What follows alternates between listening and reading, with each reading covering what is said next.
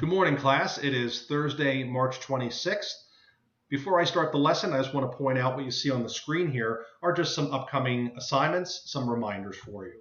So take a look at that. Maybe pause the video for a second, read it to yourself. All right, but number one is your next homework assignment. Just do that the way we normally have been doing on My Math Lab. You have until test 3 to have that finished. Secondly, you have lab number 5 to do. You may complete that on any paper. It doesn't have to be the paper that's online. So simply just go to the Assignments tab, and you'll find Lab 5, download it into that file. When you're finished, upload the solutions to that same file. If you have any trouble, let me know. And then finally, your third test, remember, has been moved from Tuesday, April 7th to Thursday, April 9th. So now our lesson for today, we're going to continue analyzing data sets and how statisticians measure those data sets. So the other day we looked at the center of the data set. Today we're going to be looking at what's called the measures of dispersion. All right, so to disperse means to move away from. So we're going to be moving away from the center of the data set so we can see how spread out it is. That's the goal. So in order to kind of first give you an idea of what this is about, let's do a quick little example, but this is not something you have to write down. But I really want you to get the key concept in this one simple example. Suppose a teacher gives a test, and then they determine that the class average is, let's say, 80. If the class average is 80, that tells us, okay, the center of the class, their scores are near 80. But let's say the teacher also knows that the majority of the class scored within 15 points of that average. So what range of test grades would that be? If you're within 15 points of 80, well, 15 points can be 15 below, so that'd be 65, right? 15 points above would be 95. So we would say that the center of the data is 80, and the majority of the data, the majority of the test scores are dispersed anywhere between 65 and 95. All right, so that's a really important concept, is having those two measurements. You know what the average with the center is, and you know that the majority of the values are within a certain range. So that's how we're going to measure dispersion in that sense. It's going to be like almost distance, how far from the center the bulk of the data will lie. So I'm going to erase this real quick. Okay, and let's continue. So starting with our introduction here, we want to look at what dispersion is. So dispersion, which I already explained, all right, means away from the center, off center of the data set. So it's away from the center, and it gives an indication of how spread out the data is. So we're kind of looking at a measurement of the width of the data set in relation to the center, all right, in relation to the center. All right, so second thing, what statistics do we use for this? So what statistics do we use for this? Dispersion.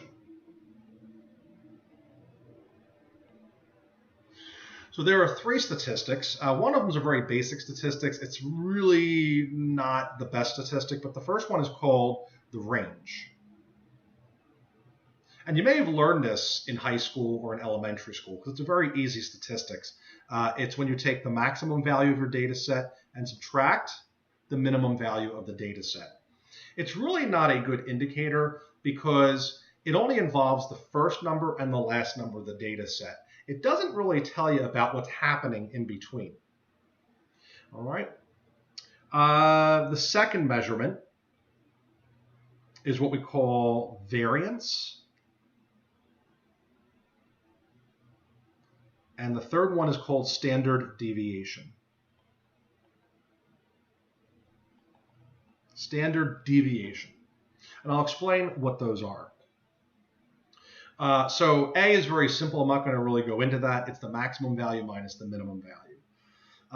Variance and standard deviation are nearly the same thing, but there's one small difference. Okay? So once you find one of them, you can automatically find the other. There's not a separate formula, which is nice. So both of these come from the same formula, and so what's the difference here? All right, so here's the first point we want to make. What is variance? In relation to standard deviation, if they're essentially the same thing, variance is simply standard deviation squared. So if you know what your standard deviation is, you square it, and that gives you the variance. So why are these two different things? If one of them is just the square of the other. Well, in advanced statistics, which we're not really going to get into, sometimes statisticians will prefer a squared value over a non-squared value because there's lots of theorems and formulas that are out there in advanced mathematics and statistics where sometimes the theorems are geared towards squared numbers and some theorems are squared towards numbers that are not squared. So depending on which track you take, then variance or standard deviation is selected as the better method or better statistic. Okay, so now what are the symbols for these? Now, remember, standard deviation we learned a little bit about before our spring break when we were using the calculator to get different values for, remember, slope and intercept. Standard deviation was one of them, and I told you you were going to learn about this. So recall that standard deviation, the symbol for that is little s. So then therefore, variance is s squared. Remember, it's standard deviation squared. Now, we use those letters if it's from a sample.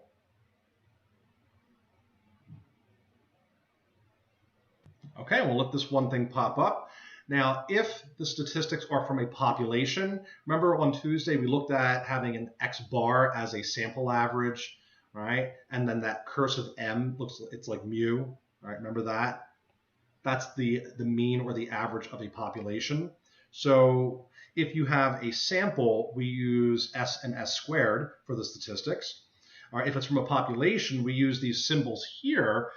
These are, these are the same letter. It's from the Greek alphabet, and it's lowercase sigma. It looks like an O, but it's actually like a letter S in Greek. And it's called lowercase sigma, and sigma squared would be the variables that we use for standard deviation and variance of a population. Okay, now let's take a look at interpreting standard deviation. Now notice right here I'm ignoring variance, all right, because again, they are essentially the same thing, and I really want us to focus mostly on standard deviation, because for the rest of the course, you're really not going to see variance, all right, because a lot of things that we'll be looking at are based on standard deviation. So let's focus on interpreting it, okay? So first, remember, standard deviation is a way to interpret the width of our data set. So first, what is it good for? So it's good for certainly comparing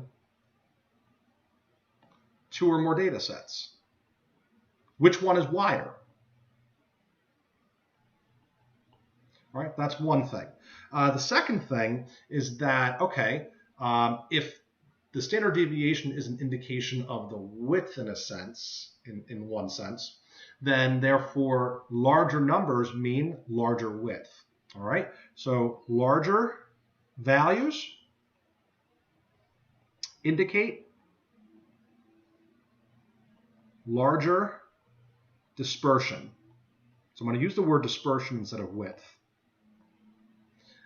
All right, and this third one here, I think, is a better description of what standard deviation is going to measure. All right, so standard deviation gives, so remember how we were talking about the average test grade and the teacher knows that the class scores are within 15 points of that average? That's another way of saying standard deviation.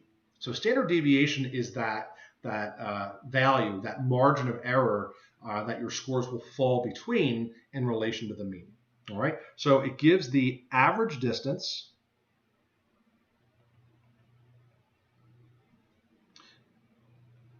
of each data value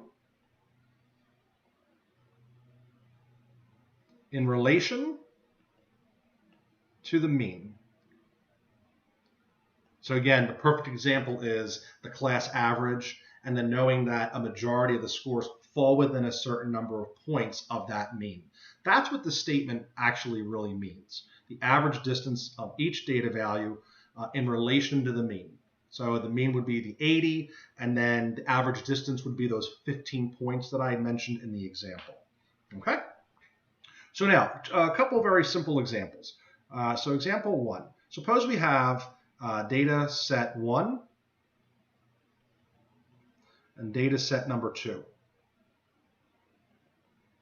And let's say in data set 1, the average is 80, and let's say the standard deviation is 10. All right, so remember S is the symbol for standard deviation. And then let's say for data set 2, X bar 2 is also 80, and let's say standard deviation for the group S2 is 15. So not a really tough problem here. Which data set is more spread out? Of course, we would have to look at the standard deviation.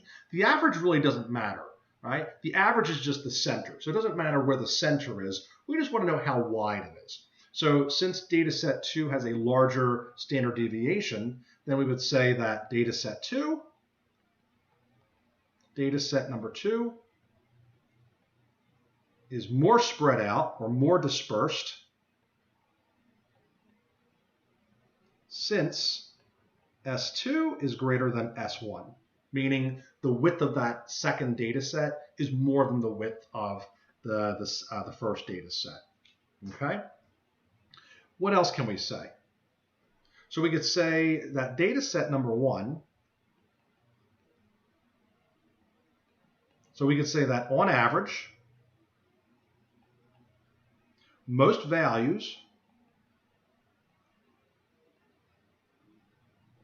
are 10 points within the mean of 80. So that means that the data set is approximately what range? 70 to 90, right? 10 points below 80, 10 points above 80. And then for data set number 2, I'm not going to write all the words down, but we can say on average, most of the data values are 15 points within the average, right?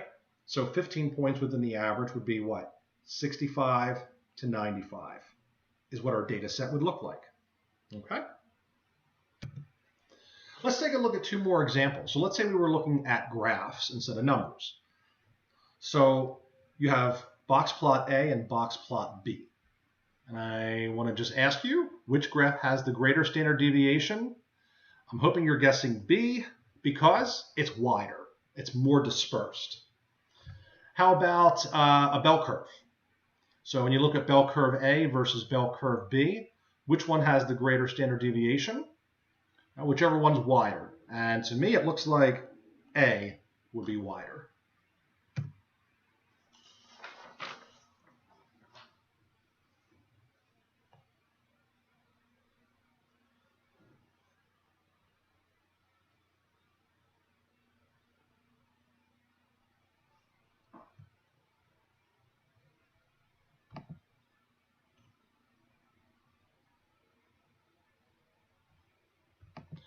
Okay, sorry about that, folks. I just had a little hiccup there with my tech there. Let me find my screen. Where's it at? There it is. All right, so at this point, while I'm figuring this out, all right, what you could do is now, you could probably just pause the video and answer questions 1, 2, and 3 on your note-taking summary to go over what we've done so far. All right, numbers 1, 2, and 3. Continuing on, part B, let's now take a look at how we compute variance and standard deviation of what we call raw data. Raw data is simply just a list of data. It's just a bunch of numbers, okay? So if it's just a bunch of numbers, it's raw data. So before I actually give you the formula, I want you to understand a little bit about how the formula is derived. So for example, let's say we have a data set with two values. So I'm going to draw a little picture for you. So let's say our center is at 90. Let's say that's our average, our X bar. X bar is the average. All right, that's our center. Let's say I know that there's one value down here at 70, and the second value, let me try that again, is 110. Okay, so how far below the average is 70? It's 20 points below, right? And then 110 is 20 points above 90. So they're equidistant from the center. So what would you say their average distance is about? Probably about 20, right? 20 this way and 20 that way. Well, here's the problem. So statisticians will say, okay, the distance from there to there is negative 20 because 70 is 20 below average. So we write minus 20. And then from 90 to 110, that 110 is 20 points above average. So we assign it a positive 20. So if we want to know what is the average distance of those two, they add up to 0. All right, negative 20 plus 20 is 0. So that's a problem because to say that the average distance is 0 makes no sense. Right? Their distance isn't 0. It's something, right? It's some distance. So there's a number of ways that mathematicians will take care of a problem like that. So they want to say, well, how do we get rid of the negative sign? All right, there's a couple of functions that will cancel out negatives, like squaring the numbers. So that's one way that mathematicians will get rid of negatives is by squaring the number. All right, and that's exactly what they do. So what they first do is they figure out, all right, what's the distance between these, right? Because 70 minus 90 is negative 20, all right? And then we have 110 minus 90 was that positive 20. So that's the thing they're going to start with. They're going to subtract the value and the mean. All right, so what that is each x value minus the x bar value. That's the first thing they do. And they square every single one in case they're negative. So they figure out the difference first, then they square it to cancel out any negatives. Now, if you're calculating an average, what do you do next? You add everything together. So now we sum up all those values. And then we divide by how many there are. Now, here's the weird thing in statistics. You're going to see a lot of this happening. So with standard deviation, they don't divide by n. They divide by n minus 1. Okay? They divide by n minus 1. And that's an advanced mathematics concept. So I'm not going to really explain why it's n minus 1 instead of n. All right? So then one more thing they're going to do, since we squared all the numbers, right, that makes the numbers bigger when you square them. So how do you cancel out the squaring? You take the square root. Okay? So that balances out the squaring by taking the square root in the end. All right? One other note. Oh, by the way, this is the formula for standard deviation, SD, all right? Or what we call just S for short, okay? So that's the standard deviation. One thing I want to point out is that n minus 1 has a special name. Since you're going to see that popping up every now and then, I want you to know that n minus 1 is what they call in statistics, it's called the degrees of freedom. Something new, something that makes no sense at all in the phrase. You're going to learn more about degrees of freedom after your third test. All right, so I promise I will tell you more information about degrees of freedom later. But just know that it's called degrees of freedom. Okay, so now let's summarize now our formulas.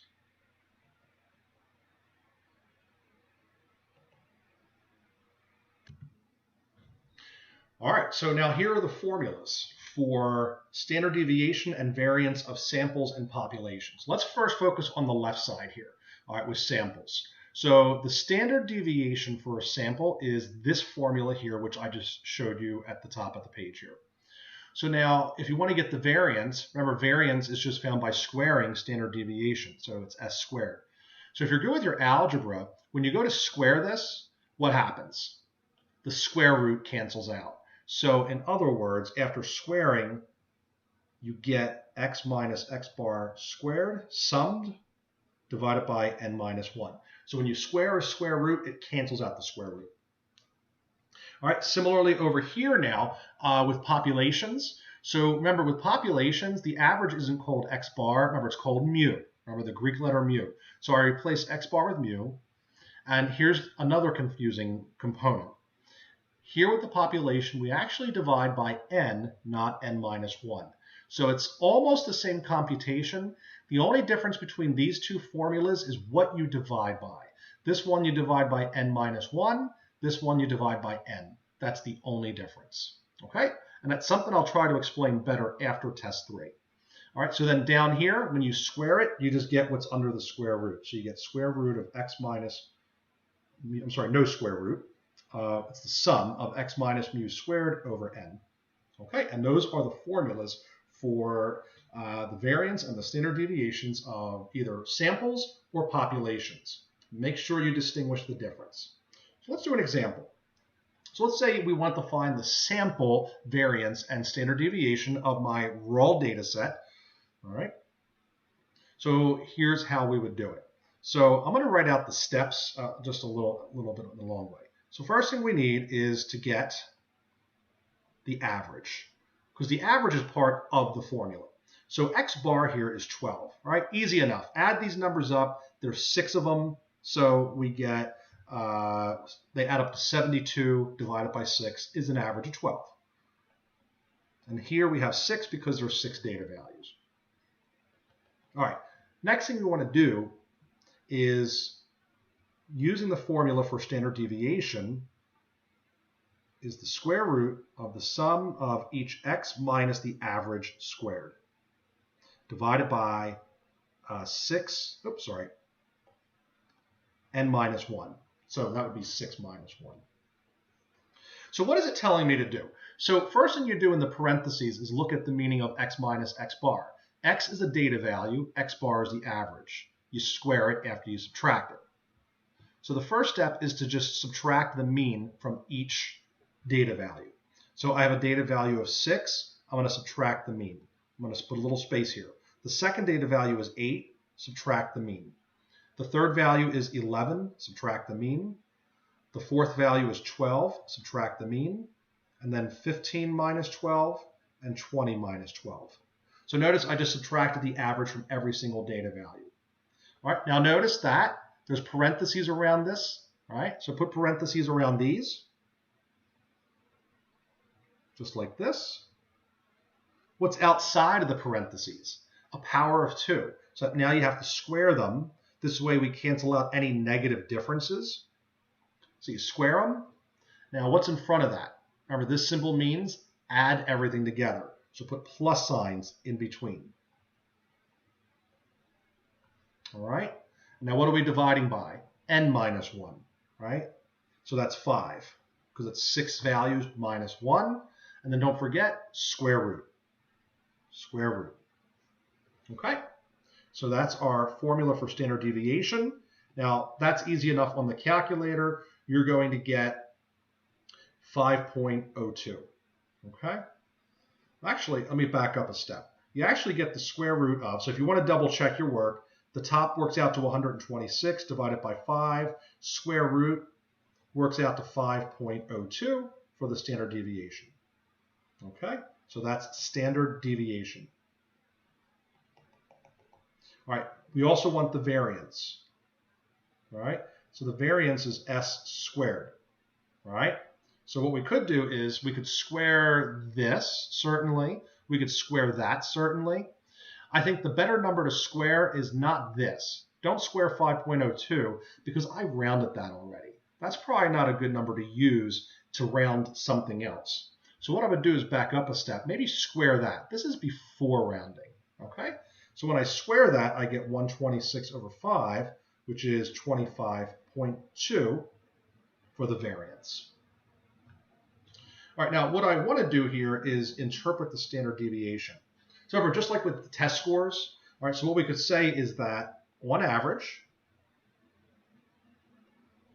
most of my data values, so most values, are 5.02 units, or you could say 5 if you don't like 5.02, all right, from the mean of 12. So that means my data set is approximately between what and what? So 5 below 12 is about 7. 5 above is 17. Now notice the phrase, most values, not all values. So when you take a look at the data set here is from 6 to 20. So the standard deviation just described this range of values, that most of the numbers are between 7 and 17, and 4 out of the 6 are in that range. Now the other two, maybe they're outliers. Who knows? All right. So we can use standard deviation eventually to detect outliers. All right, at this point, you could probably pause the video and complete number 4 on your note-taking summary. Let's continue. So now there's an alternative formula for variance and standard deviation. And the alternative formula might make the work a little easier to do, and it also relies a little bit on your calculator, so that makes things even easier.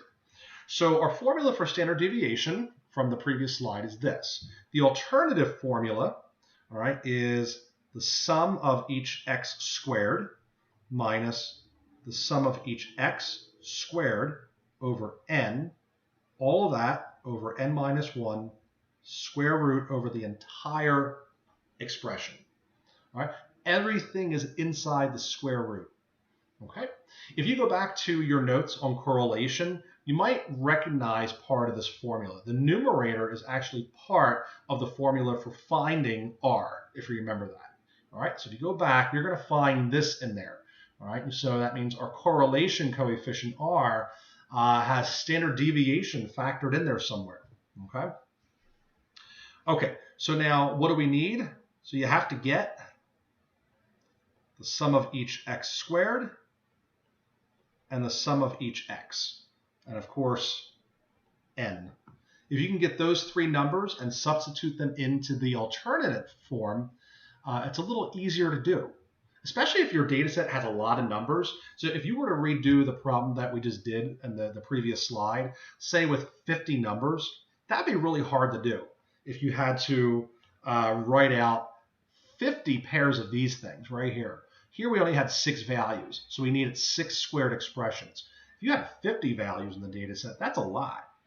So you don't have to do that. So the alternative form makes it a little easier. So now how do you do this on the calculator? So of course, hit stat, number 1, edit, and if you look at list 1 here, list 1 is the data set that we are currently using. So I'm going to quit out of there, and then I'm going to do stat, calc, number 1, var stats.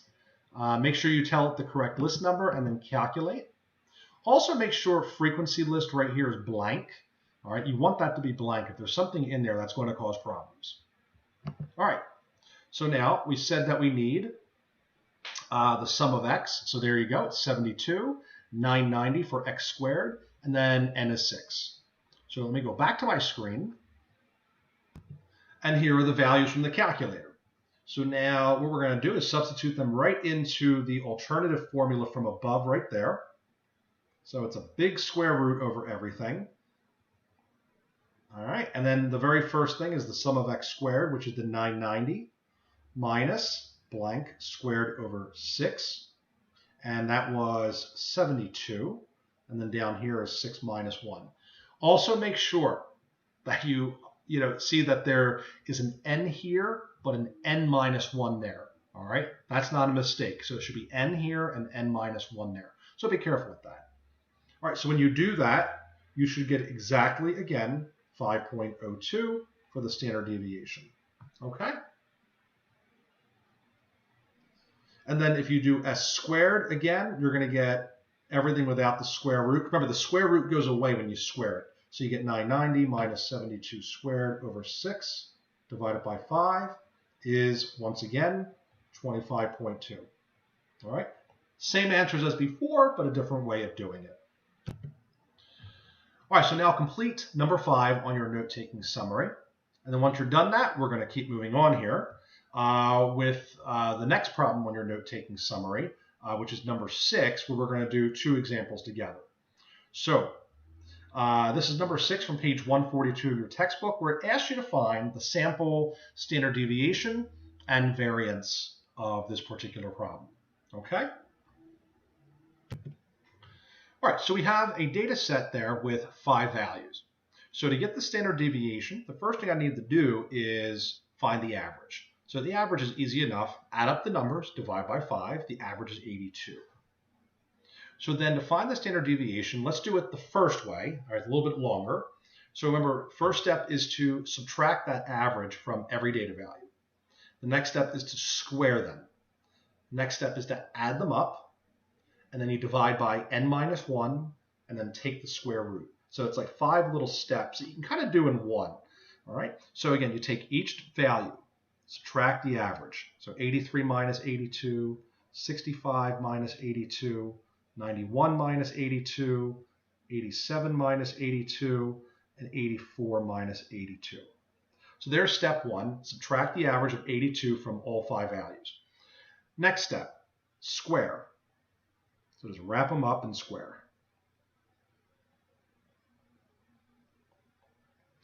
Third step, add.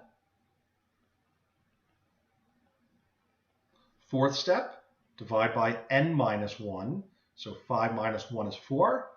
And then fifth step, take the square root. Okay? So that gives you 400 exactly over 4 square root. That's 100. Square root is 10. So the standard deviation is 10. And the variance when you square is exactly 100. There's no rounding in this problem, which is nice. So you can go right to it. So remember, this is the standard deviation. This is the variance. Okay? Now how about the alternative method? Let's take a look at that. So for the alternative formula, remember you need these 3 values. You need n, which we already know is 5. And then we can do one var stat to get these 2 numbers. The sum of each value, or all the values, is 410. All right, squaring them and adding them up is 34,020. And then this is the alternative formula. So simply enough, we would have the square root of the sum of x squared is the 34,020 minus, inside the parentheses is the sum of just x, so that's the 410 divided by 5 numbers, all over 5 minus 1. So when you do the computation, the number on top, right here, 34,020 minus 410 squared over 5, that should work out to 400. So give it a shot, all right, but you should find, again, that the answer is 10, and of course, squaring it, easy enough, gives you the variance. Okay, so I hope that seems easy enough. All right, let's take a look at the next problem here. So we have here 2 sets of exam scores. So let's read through it. We have the following data represent exam scores in a statistics class taught using traditional lecture and a class taught using a flipped classroom, which is one where the content is delivered via video and watched at home, while class time is used for homework and activities. All right, so we have 2 different sets of data. So make sure that when you're looking at these, all right, if you're using the calculator, which we will, all right, the traditional scores go in one list, the flipped scores go into a second separate list. Okay? So now the first question, which course has more dispersion, meaning which one is wider, using the range as the measure of dispersion? B is the same question, but they want us to use the standard deviation as the measure of dispersion. Okay? And then C is going to ask us to change a data value and see how does that affect these statistics. Okay? So let's get these values right now. And here they are. So I have here in my calculator, I have here my lists 3 and list 4 are the scores from those 2 sets of data. So what I would want to do is, since there's 2 lists there, I can kind of breeze through this and do a 2 variable statistics. I could do it one at a time and do one var stats, doesn't matter. So I'm going to tell it that I want list 3 and list 4, at least for my calculator. All right, and then we hit calculate. And now what we want to do here is get the range. We want the standard deviation. So we can see here that the first list has a standard deviation of 8.8 or 8.84, whatever you like. Okay. Now also notice here we have x's and y's. All right, so I do want to point out that x's come from the first list that you specify. So my x's correspond to list 3, and my y's correspond to the second list that I specify, which would be my list 4. Okay? So here are all the numbers that we need to compute this. All right, so question A, we want to find the range of both data sets. So remember, the range is the maximum value minus the minimum value. So from that output there, I can find that the range of the traditional scores is 85.3 minus 56.2. So those are the lowest and highest scores of that data set, and that's 29.1. For the flipped group, the maximum score was 91.8. The minimum is 63.4. So therefore, its range is 28.4. So the question was, which one has more dispersion? All right, well, obviously the one with the greater number. So we would say that RT, right, wins because it's greater, 29.1. So we would say the traditional group has more dispersion. All right, and then standard deviation, again, just take it right from the list there. So remember, this was the X, right, SX, and this was, ST was SX, right? It was the first group, the first list.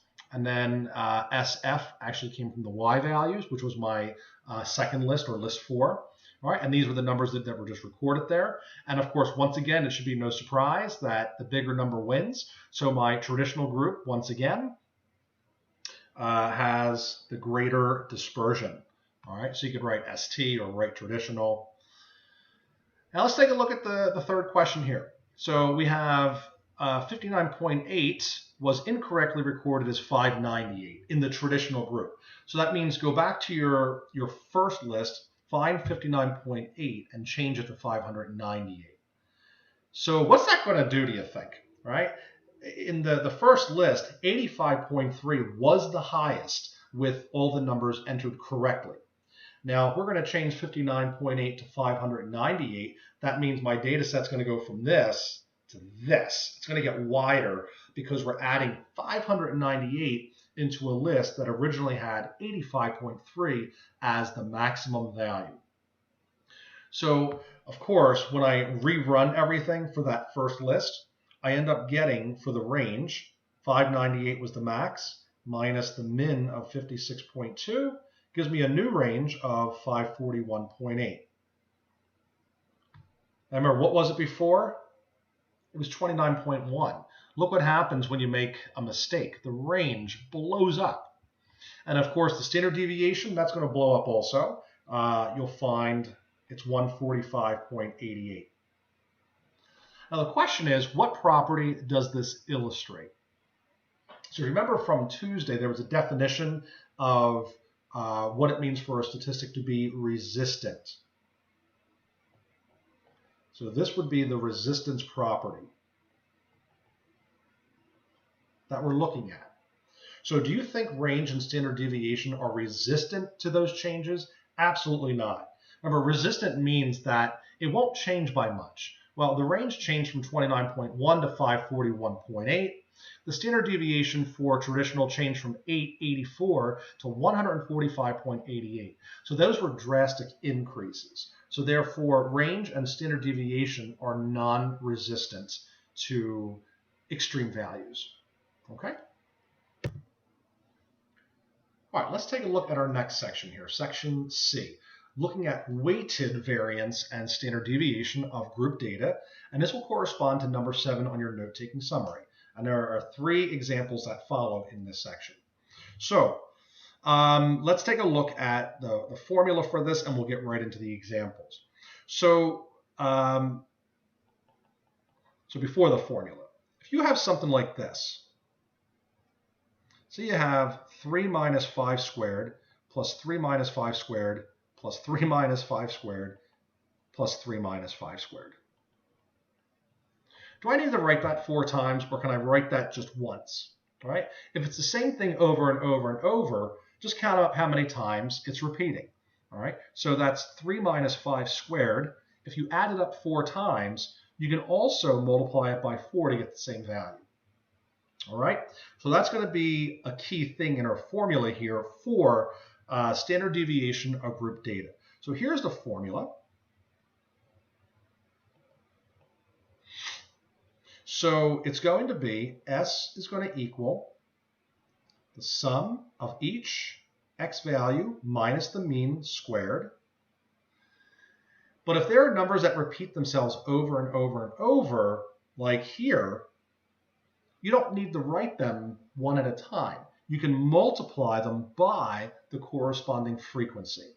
If it occurs 4 times, multiply it by 4. Okay? And then you divide by the sum of the frequencies minus 1. Square root, just like before. Now, one little note. Remember that when you add up the frequencies in a table, it also gives you the number of data values. So that means this little thing right here is n. So we're still dividing by n minus 1, but it just looks a little different in this type of problem. Okay? All right, so there's our formula. So now, the 3 examples that I'm going to take you through are the 3 examples that I gave you for weighted averages, weighted means, on Tuesday. So these are the same problems, but we're going to extend them to standard deviation. This way they look familiar to you. So example number 1. All right, we had a problem like this, where we had x values of 70, 80, 90, and 100, and frequencies of 2, 3, 4, and 1. So the first thing we're going to do is review finding what the weighted average is for that. Because note, in your formula, the x bar that you have here in your formula is the weighted average. So you need that to do this. So to find the weighted average, remember that it was each weight times x divided by the sums of the weights. Well, remember the weights are the frequencies. Remember, frequency is weight. So those w's are really f's. So in this case, it was 2 times 70 plus 3 times 80 plus 4 times 90 plus 1 times 100, all divided by the sum of the frequencies, 2, 3, 4, and 1. And remember that gave us 84. So x bar is 84. Okay? Now, 2. Let's find the sample standard deviation S using our formula. Okay, so now here we have all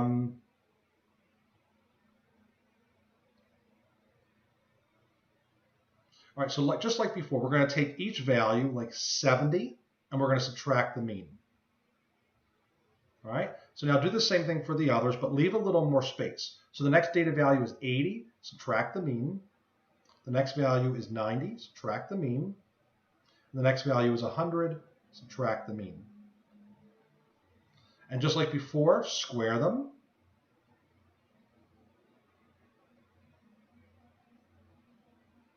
And now there's this added component now, times them by their frequencies, right? Because the 70 here doesn't occur once. There's 2 of them here. So instead of adding them up separately, you can just times this by 2, because we have 2 70s. This one gets multiplied by 3, because we have to count that 3 times, since there's 3 80s. The next one you multiply by 4, since there's 4 90s. And the last one you multiply by 1, because there's only 1 score of 100. So then we add them up. All right, divide by n minus 1. So remember, that's the sum of the frequencies, which is 10. 10 minus 1. Don't forget the square root. And you end up with 9.67. Okay, 9.67. So that means on average, most of the data values are going to fall within 9.67 units of the center or the mean. All right, now I'm going to show you this on the calculator. Exactly what we're doing. This is one way you can check your answer. There's one way of checking your answer. It's not the easiest way. Take a look at list 5. If you look at list 5, move that over a little bit. There we go. So in list 5, do you notice what I did there? All right, it's the same problem, but I had to expand it. All right, notice I have 2 70s, I have my 3 80s, my 4 90s, and 100. So I can easily check this on the calculator by typing in the numbers in that way. So then I would do stat, calc, one var stat, and then that's list 5, so second 5, enter. And there it is, all right? So it was 9.67 or 66, okay? Is what I came up with. I probably rounded somewhere wrong. That's 9.66. So that's one way you can check your answer. I just changed my answer there to 9.66. I probably just rounded it wrong in my head. Okay, so this was the first example that I would like you to copy down as we continue. All right, so example number 2. Okay, and this is the same example that I gave you on Tuesday with unknown data. And remember, for this, you have to find the midpoints to do this. So here's the problem in a snap. There it is. So this was the problem here. Remember that the midpoints are used to estimate the unknown data, since we don't have the data. So we use that as your x. Frequency is your weight. And this is how we found the mean. Remember, you can always go back and look that up, because you need the mean for the formula here where there's the x bar. So let's get right to this. So we have S equals, so now remember what you do, you take each data value and subtract the average. So you have the first value is x equals 5, subtract the average. Then we have x equals 15, subtract the average. X equals 25, subtract the average. And x equals 35, subtract the average. And then next step is to square.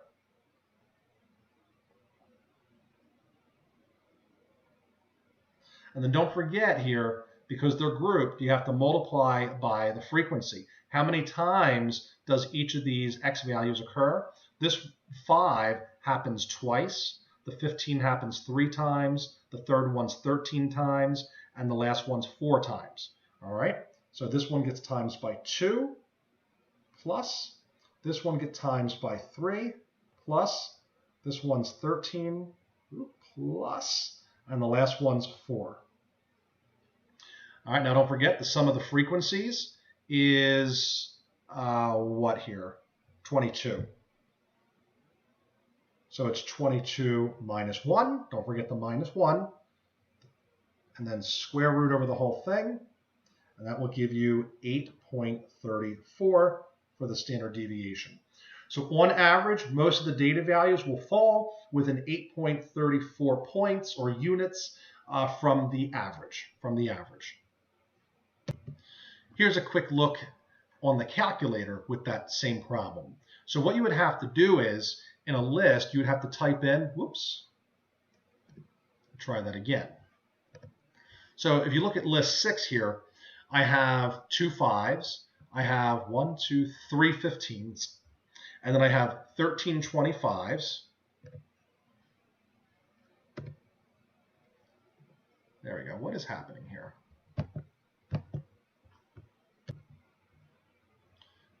All right, let's see if that fixes it. There we go.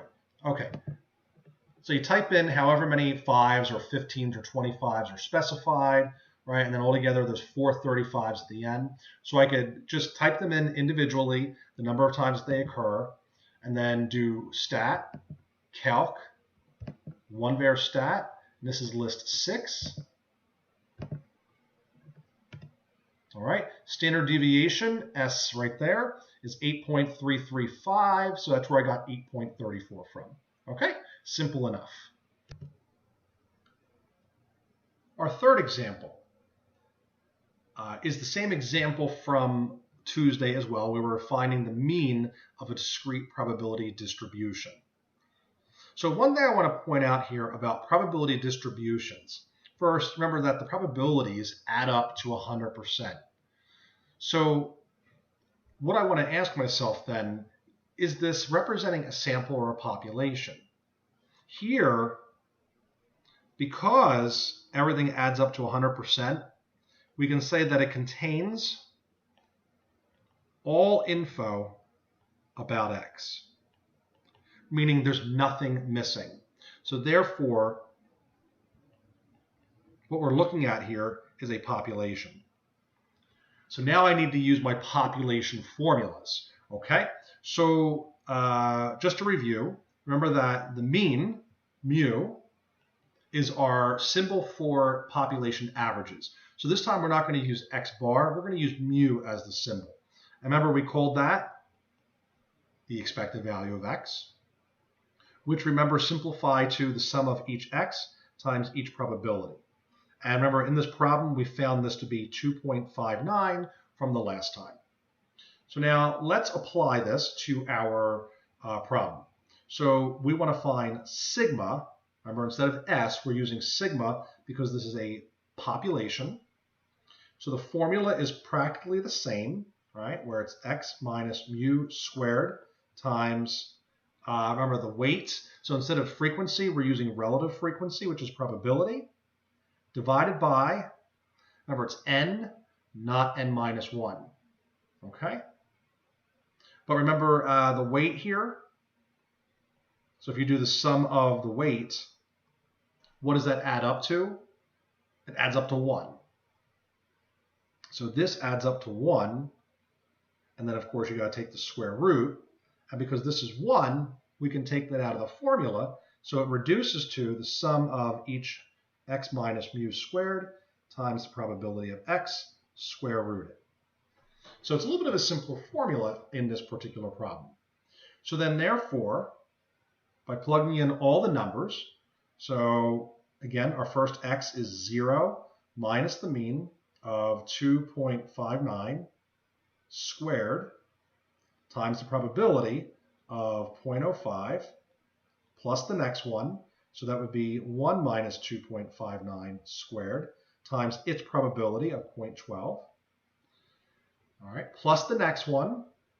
So it's 2 minus 2.59 squared times its probability of 0.27 plus, and we got 3 and 4 to do. So we have 3 minus 2.59 squared times its probability of 0.31 plus the last one, 4 minus 2.59 squared times its probability of 0.25. Don't forget, square root over all that, okay? And then try that on your calculator. You should get 1.25, okay? Hope that makes sense. All right, and finally, the last part of this lecture is part D here, a special case involving the binomial distribution. And we want to find the mean and the standard deviation and the variance of the binomial distribution. So we're a little ways back towards the end of the materials leading up to test 1, we talked about binomial probability. So when we say binomial probability and binomial distributions, we basically mean the same thing. All right. This corresponds to number 8 on your note-taking summary. So remember, a few things about the binomial distribution is that we have an experiment with n trials. And it has outcomes, so with outcomes of success and failure. So that's 2 outcomes. Remember, binomial experiments had 2 outcomes. And usually we just call them successes and failures. We have P is the probability of success.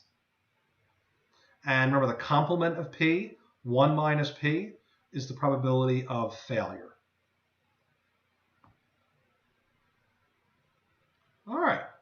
So now if you thought the formulas in this video so far have been a little lengthy, you're going to love this. These formulas are super short and super easy to deal with.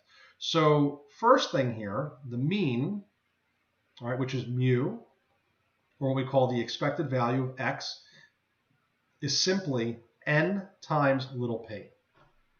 N times little p.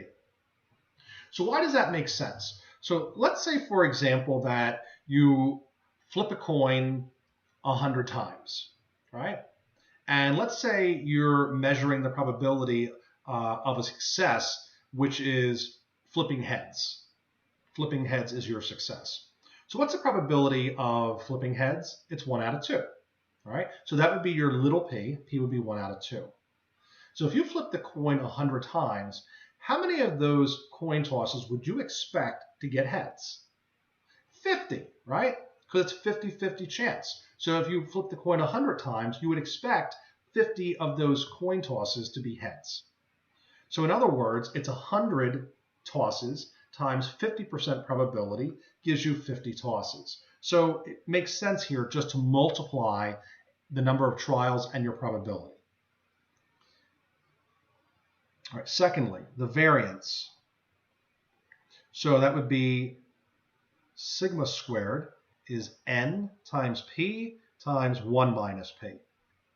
So it's the number of trials times the probability of success times the probability of failure would give you the variance.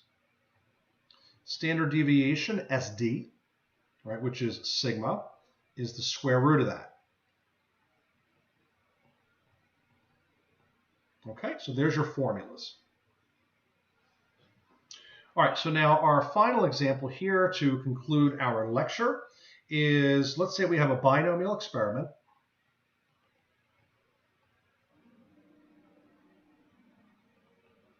where we roll the dice 100 times. And let's say that our success is rolling a 5. Remember, X is success. All right, so the probability of success or X is rolling a 5. So therefore, the probability of X, which is success, is 1 out of 6. What's the probability of failure? Or in this case, it's X complement. I hope you're thinking 5 out of 6. All right? So then, number 1, what is the mean number of successes? All right, that would be the expected value of X, which is n times p by the formula, is 100 times 1 over 6, would be 16.7 rounded, right? So we could say about 17. How will we interpret that? All right, we would say that out of 100 rolls of the die, we would expect about 17 of them to land on 1, and all the others would be something other than 1. All right, how about the variance and the standard deviation? Okay, so variance is sigma squared, n times p times 1 minus p. So it's 100 times 1 over 6 times 5 over 6 is something. It's 500 over 36. Right, and 500 over 36 is 13.9. Rounded, 13.9. The standard deviation is the square root of that. All right, marker's getting a little goofy here. It's getting tired like us. So that would be the square root of 500 over 36. Ooh, what's happening here? All right. Which is 3.7. Wow, that's getting really bad. 3.7. All right, and that, my friends, concludes our lecture for today. So make sure you've completed your note-taking summary and you upload it by 2 p.m. today. Have a great day. Stay healthy.